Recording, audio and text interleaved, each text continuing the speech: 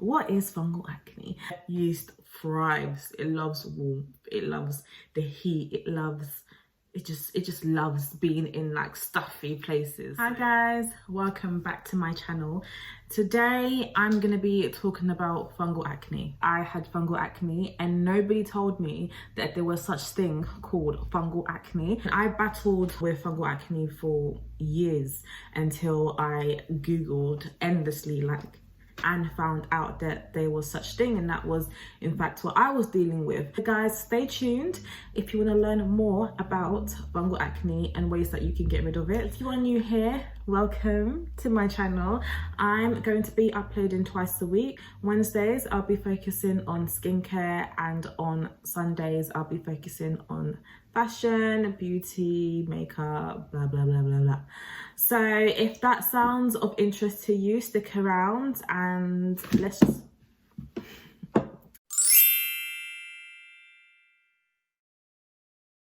Fungal acne is very similar to the acne caused by hormones and bacteria. They look very similar.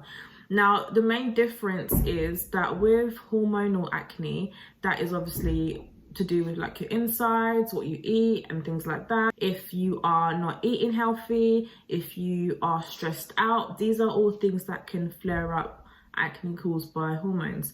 Now, fungal acne, on the other hand, is developed by yeast. So what happens is everybody has yeast in their skin. If there is an imbalance somewhere or something within you changes, then this may cause the yeast to overgrow. It then stays within your hair follicles, and that's what causes the fungal acne to appear. It's yeast overgrowing in your skin that is then being trapped inside your hair follicles, then causing the fungal acne to grow. So with acne caused by hormones and bacteria, you get obviously pus-filled spots, they're red, they're inflamed.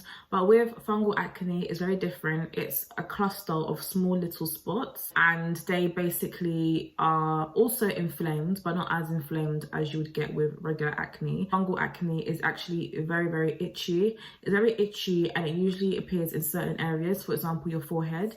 Just like bacterial acne or acne caused by hormones, there's loads of different factors that contribute in someone having fungal acne. It could be your environment, it could be your diet, it could be new medication, it even could be a new workout regime, it could be, you know, you've used a different skincare and it hasn't been proven, or there's no scientific research that basically will tell you or could tell you what causes fungal acne, unfortunately. Like I mentioned, we all have yeast in our bodies, and sometimes, as you know, things change in your life, if your diet changes, your body makes changes that we don't even know about, as these changes occur, it could be that these changes then rebalance the yeast production in your skin, and then you'll find that the fungal acne disappears.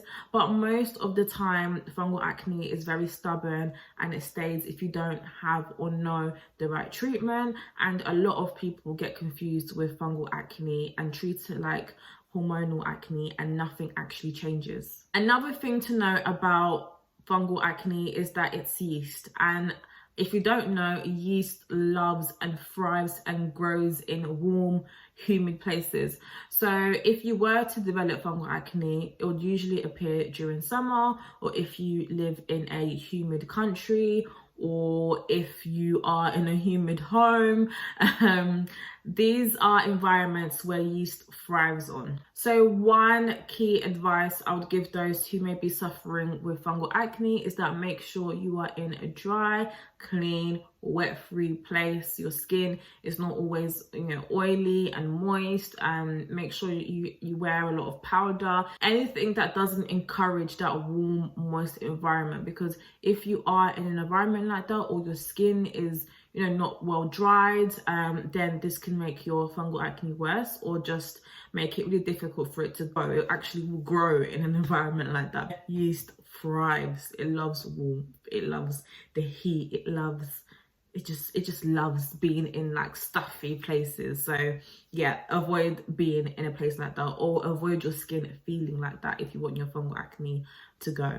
Also, in terms of diet, as we're still on the point of what causes acne, your diet is really, really important. Sugars and carbs also do not help with fungal acne. If you choose to cut back, and I would really strongly advise you cut back on sugar and carb, you may see an improvement in your fungal acne. I'm going to insert a picture here so you can see what my forehead looked like before.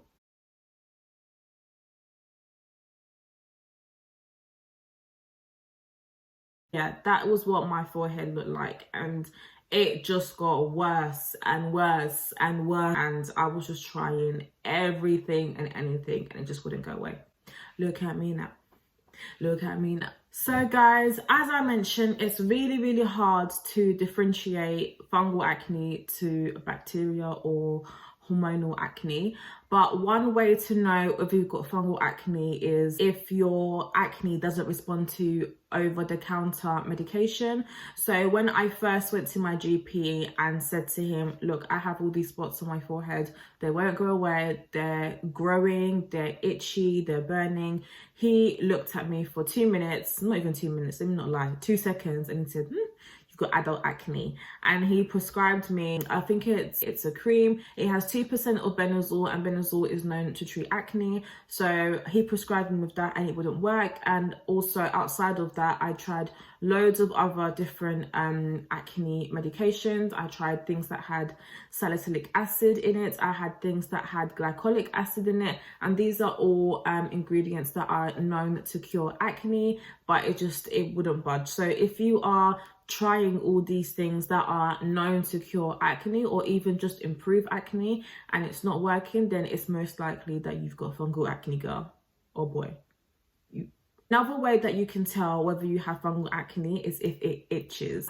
I have had acne before and my acne was never ever itchy. So this is a really, really good indication to whether you have fungal acne or not. Also, if you have other fungal signs around the particular area that you are itching or you have spots, for example, if you see an increase in dandruff, dandruff is also a overgrowth or overproduction of yeast, then it's likely that you have fungal acne.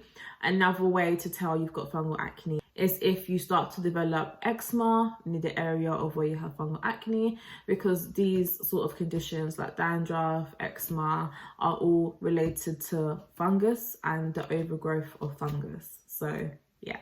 Last but not least, if you are still unsure to whether you have fungal acne or not, I would highly suggest that you go and see your dermatologist. That's the only way you could 100% determine whether you are suffering from fungal acne. And what the dermatologist will do is take a sample of your skin cells, just like on the surface, it doesn't hurt, and they will take it to the lab and see if there is any fungus overgrowth, and they'll be able to tell whether you have fungal acne or not. I didn't do that because I just knew. But yeah, if you are unsure and the signs are not clear, then I'll definitely recommend you go see a dermatologist.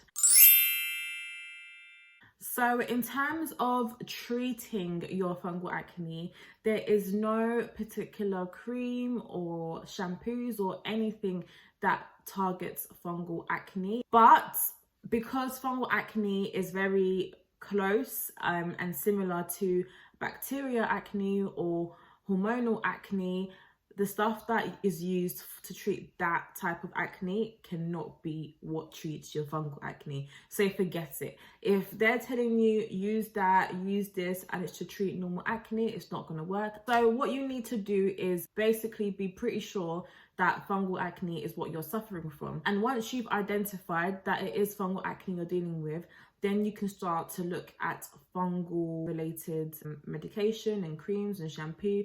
I used this, and I'll put it somewhere here. It says here, for fungal infections of the skin, nails. Apply to affected skin or nails once or twice daily, and read the package for more information. So this I bought from my local pharmacy. I will put the link in my description box somewhere. But this is obviously a fungal cream, and I used this on my forehead. I didn't see much improvement straight away, but as time went on, I noticed that my skin on my forehead started to look a lot better. What I would do, if you're sort of not good at research, then I would go to your pharmacy and say, look, I'm struggling with a fungal infection on my skin. What would you recommend? The pharmacist should be able to recommend a few creams for you, and then you can just choose. This particular cream was really cheap. I believe it was like £2 or £3. It was no more than £5. And as you can see, it's still pretty full, because as soon as I used it, about 2 weeks into it, my fungal acne went. These particular creams are called over-the-counter topical fungal treatments. Another thing that I used was this. And again, I will bounce it around here somewhere, but this is the Nizoral Anti-Dandruff Shampoo. As I mentioned earlier, as dandruff is also known to be an overgrowth of fungus, this is a really good, and it really helps me with my forehead. This I bought from Amazon, but I do know that they sell it in Superdrug for all my UK followers who are watching. But I literally put this on my forehead. I left it to sit for about 10 to 20 minutes, and then I washed it off. And I've done this in the morning, and I've done it in the night time. And honestly, in less than a week, my fungal acne was gone. And bearing in mind, I suffered from fungal acne for about 2 or 3 years. It wasn't too visible. Like, people that know me would never say, oh yeah, Jen's forehead.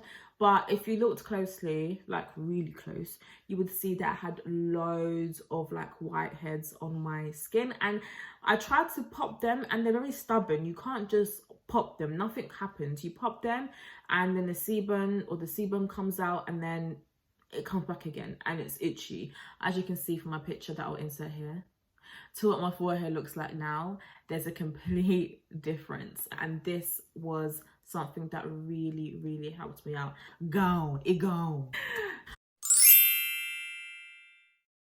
So guys, I really want to stress the importance of the differences between fungal acne and bacteria acne, hormonal acne. The first thing you need to remember is that fungal acne is itchy and normal acne is not itchy. The second thing you need to remember is that fungal acne does not respond to normal acne medications. So all those creams and cleansers that are specific to acne will not work on fungal acne. Third thing, or the last thing I will mention, is that basically you can tell whether you have fungal acne by the look. So with normal acne, it's a combination of whiteheads, blackheads, big spots, small spots, whereas fungal acne, it's a cluster of small little spots located in certain parts of your face. Whereas when you have acne, and when I had acne, it was like all over. I had spots on my chin, I had spots on my cheek, I had spots on my forehead. Whereas when I had fungal acne, I've had it all. When I had fungal acne, it just grew on my forehead area. That's it, guys. Hopefully this video can help someone out today. I know that when I had fungal acne, I was really upset for a while, because it wasn't the fact that I had fungal acne which was upsetting. It was the fact that I was using everything I could and I still had this problem. But I think once you can identify the type of acne you have, it makes your life so much easier, because the things that you're using, you know that you're using it for the right condition. Whereas for me, I battled for years and years using, such an exaggeration, I battled for a few years because I didn't know that it was fungal acne. So definitely watch this video and save it and replay it if one day you get fungal acne, God forbid. So make sure you eat healthy, you exercise, and just look after your body, because it really does show in your skin. And now that I pay more attention to what I'm eating, what I'm drinking, my skin is a lot more better. It's not perfect, but I know that I'm doing things that are contributing to it looking half decent, I should say. Anyway, guys, thank you so much for watching another video. I hope that was helpful, and and informative, and hopefully I see you in my next one. Bye guys.